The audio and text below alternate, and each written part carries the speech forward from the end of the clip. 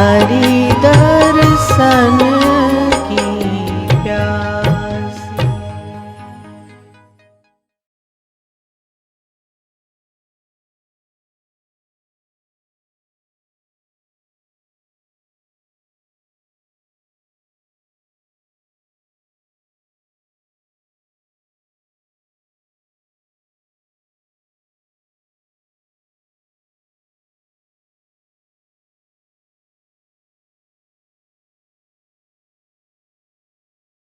Dear brothers and sisters, it's wonderful to be here today and have an opportunity to speak with many of you all around the globe. As we gather together in our homes, this is a time to focus on developing ourselves into the best kind of human beings that we can be. We all definitely know that meditation helps us grow spiritually. And as we meditate, it's a growth in our soul that brings up many changes in our physical, mental, and emotional life. There's a lot of talk about being calm and still. There's a lot of talk about finding stress and strain in our day-to-day activities. And so we all are trying to be calm and be still. But we need to realize that we live in a world in which we interact with many people. In the last few months we might not have interacted with many people physically, but we do interact with people through many activities that we do on a day-to-day basis. And so when our interactions with others get to be more calmer and more peaceful, it just helps the whole life that we are leading. And so how do we make our life calmer and peaceful? The saints have told us that true meditation is done to heal the spirit. True meditation is done so that we are able to experience the divine. True meditation is done so that our soul can soar through the inner regions and can find its communion with God. And as we meditate, there are many byproducts that we get. And one of the byproducts that we get is that our relationships improve. Our relationships get more positive. Our relationships get more harmonious. And we find that the turmoil in our life is getting less and less and less. Now, as we pass through life, we find that there are many relationships that we have. The first relationship is to our parents. As we're born, we have a relationship with them. These are very loving relationships. Then we have relationships to our siblings, whether we have elder brothers and sisters or we have younger brothers and sisters. We have those relationships. And then we have relationships to our grandparents and to other relatives. And then as one grows, there are experiences that we have with those who live in our community. So we have relationships with them. And then we make friends, either at school or when we graduate from school at college, and then we start to work, and somewhere along the line, there are relationships with those that we get married to, there are relationships with those that we make friends after our marriage, because as we connect with our spouses, then their friends become our friends, and so our relationships keep on growing. Now when we look at any one of these relationships, they're all based on love. Parents love their children tremendously. Irrespective of what the child does, they might pull on your hair, they might pull on your clothes. A parent always loves the children. All parents want their children to excel, do better than themselves. Why? Because they love them. And that relationship gets stronger and stronger and stronger. And as we see the relationship, we find that the reason a parent loves a child is because the parent thinks of the child as being an extension of themselves. they don't think of the child as being different. They think of the child as being a part of them. And they think of the child as being of the same essence. And this is why love from the parents is going out to the children. Also, we find that as life grows, and we have friends that we love dearly, that we start to rely on them. And many times, you find, let's say there's a couple, and they got to know each other, and they got engaged, and they are in love, and so the friends might find faults with either one of them, and they might say, how come this person likes this person? Because they see some faults in them. But the ones who are in love don't see any fault in the other, because they are looking at the other from a different vision. And the saying that love is blind makes us realize that when we are in love, then there's harmony all around, there's happiness all around, and there's no difficulties. And so experiencing that love for someone is what makes the relationship very, very strong. And as we start to look at relationships, as we go forward, we realize a relationship is going to be nourishing and will be good if it's based on truth. You know, in a relationship where two people love each other, in a relationship where two people are very close, whether they are part of the family or they are friends, when there is clarity between the two, when nothing is hidden, because you don't need to impress the other. When you're open with your relationship, that relationship really works well. And truth is experienced more and more by us as we meditate. As we go within ourselves, we experience the truth, we experience the divine power of God, we experience the divine light and sound of God, and so we're connected with the truth more and more and more, and so there's a change, there's a transformation that starts to happen within ourselves. And this transformation is making us be in a state where we are much more truthful than we were ever before. Also, when we think about a loving relationships, then there's no anger and there's no violence in that relationship. You know, when you love someone, irrespective of what they've done, you always accept that. Why? Because you care for them, you take them for who they are, you're not trying to change them. Generally, anger and violence comes in because we have expectations. And when we have expectations which are not being met, then we are devastated. There's a very interesting example. There's about two very good friends, and one of them happened to be in the hospital. So his friend, who was well, but unfortunately was deaf, he was hard of hearing, could not hear anything. So he decided to go see his friend in the hospital. Now before he went, he started to think to himself, you know, I'm not going to be able to hear what my friend says. So how am I going to talk to him? How will I keep the conversation going? So he started to plan in his head. So for a few days before he went, started planning. So he thought, when I go there, I'll ask him how he feels. And now he's thinking to himself. So he says, he will say, you know, I'm feeling fine. Because that's what generally most people say. So he says, then I'll say, oh, that's good. I'm glad you're feeling fine. Then he thought to himself, another question that I'll ask him, and he thinks to himself what the response would be, and he thinks to himself how he would then carry on the conversation.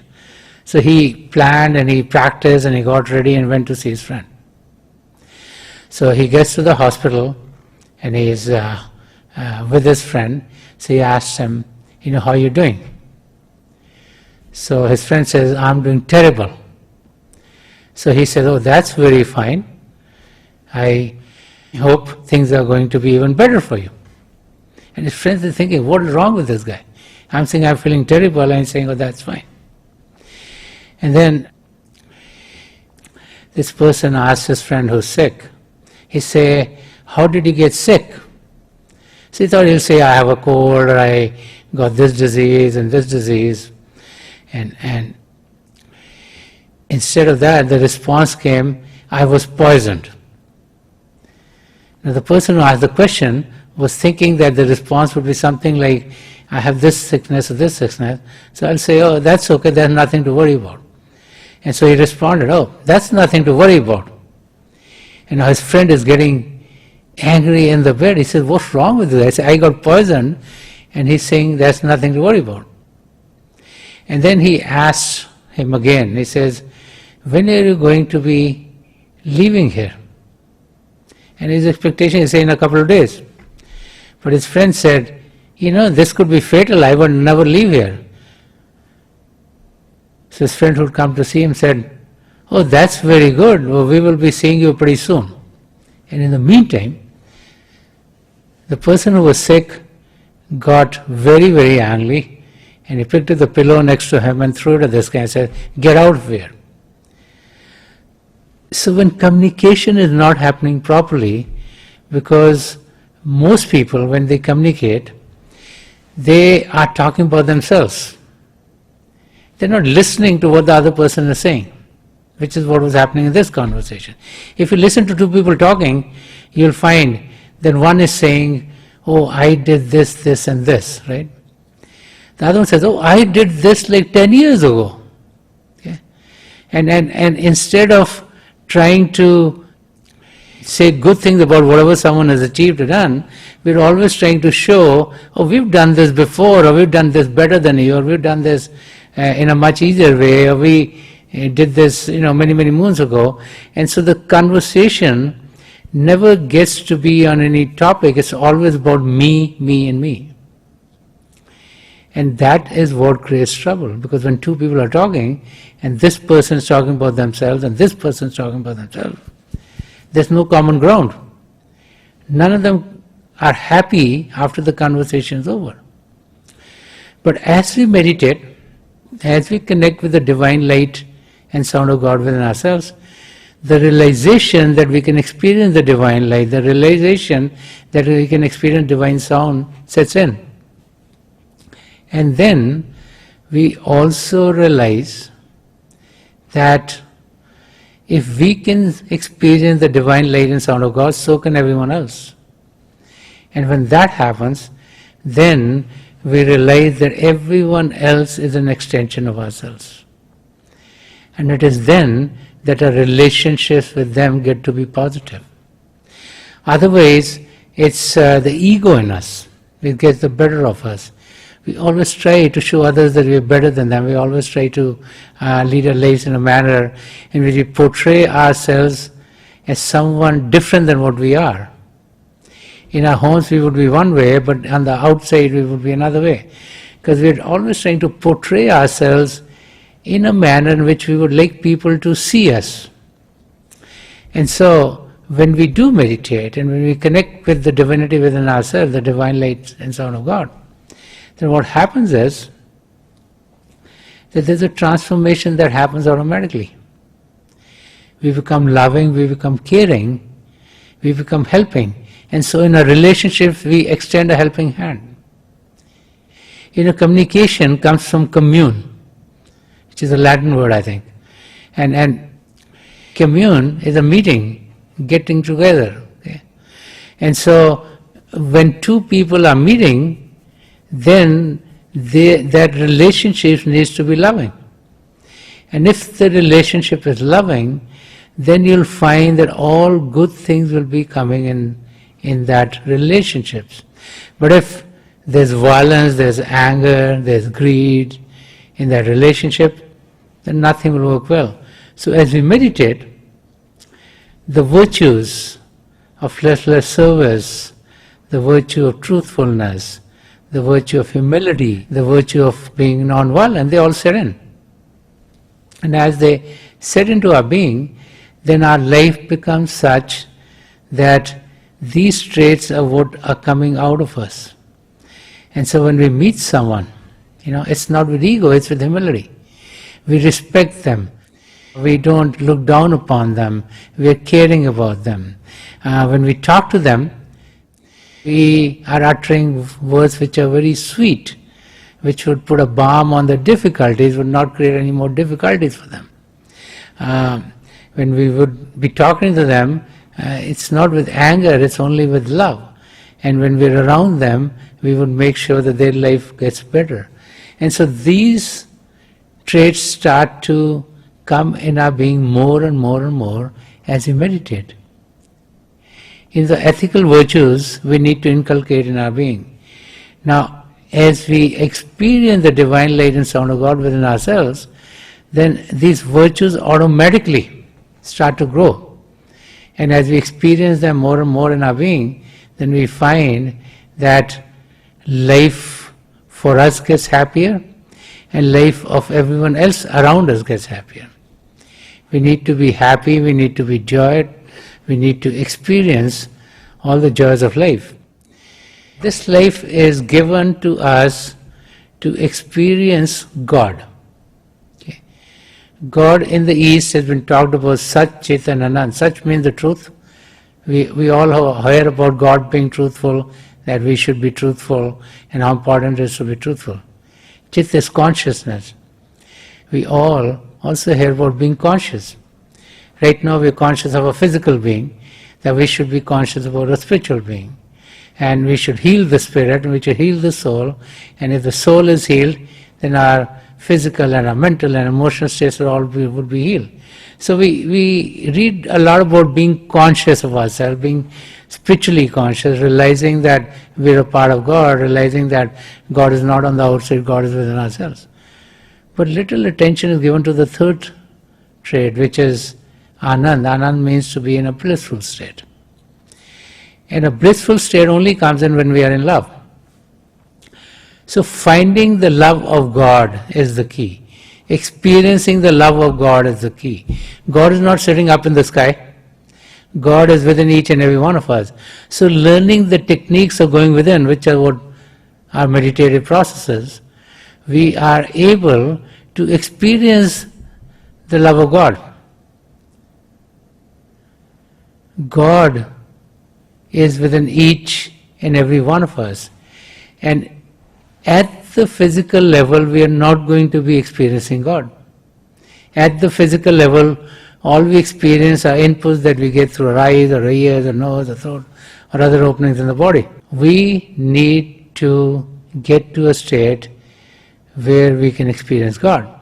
And so each human being has been given that gateway. And that is here, between and behind the two eyebrows. It's called the single eye, the third eye, the Divya Chakshu, the Dasmadvaha, the Shiv Netra. These are different names given to that gateway, which opens into the divine regions, regions full of love, regions full of light. And those who get on those regions get transformed. Okay. And those who just remain at the level of the physical senses, even though we have this opening, we have this gateway, we never make use of it. So for us to be able to fulfill the very purpose for which we have come into this world, we need to use what has been given to us. God has been very gracious. So each human being has this single or third eye. Now as we collect our sensory currents here, then with help and guidance, we can be uplifted into the regions beyond. And as we learn those techniques, and as we are guided from the physical to the divine, these experiences on the inside are the ones which enlighten us. They are the ones which cleanse our soul, which has been covered by layers and layers of mind, matter and illusion for eons and eons, ever since we've been separated from the Creator. They are the ones who uplift us into those regions which are full of love, which are full of bliss, and when we get there, there's nothing but happiness, there's nothing but joy surrounding us. And as we experience that, then we find that the effect of that experience is such that it stays with us for long periods of time. So when we come out of those experiences, we still are in a state of joy, in a state of happiness like we've never experienced before. And so our interactions with everyone else get better. I'm sure all of you would remember in your lives, when you're happy, when you're joyous, everything is good. You treat everyone very nicely, you're very jovial, you're talking to people very nicely, but when you're in turmoil, then you don't want to talk to this person, you are abrasive to this person, you might say words that you regret later on to this person, because on the inside you're not happy. So the key is to be happy on the inside, and once we are happy on the inside, all of our relationships on the outside will get better and better and better. This is why saints and mystics, whenever they've come into the world, whatever faith they've come into, they all talked about experiencing God. Because God is an ocean of all love. And once we experience God, once we commune with God, that experience is an experience of love. That's an experience of divine love, which is the basis of all other loves in the physical world that we find. So when we experience divine love, then all other loves are going to be coming into a being automatically. And when we are in that state of love, then we'll find that life would be lived in a manner that it should be lived in. So as we gather in our houses in all different parts of the world, let us sit down and meditate for a few minutes. Please close your eyes very gently, just like you close them when you go to sleep. Your eyeball should be straight, focus 8 or 10 inches in front of you. And as you close your eyes, those of you who have been initiated in the mysteries of the beyond, please do a Simran. Those of you who are new here, please repeat any name of God that you feel comfortable with. This repetition of God's name should be done mentally and not out loud. I pray to God Almighty to help each and every one of us here connect with the divine light within and to experience the divine light in its effulgence. And it's my prayer to the three great masters of the past century, Hazur Baba Savan Singh Ji Maharaj, Param Sant Kripal Singh Ji Maharaj, and the gracious Master Sant Darshan Singh Ji Maharaj, to help each and every one of us go on the spiritual journey, go on the journey of love and light, to experience vistas after vistas of divine light and sound within, and to be in a state of bliss that lasts and lasts and lasts. We'll be sitting for a few minutes. I'll be getting you out of this meditative state at that time, and my best wishes are with each and every one of you.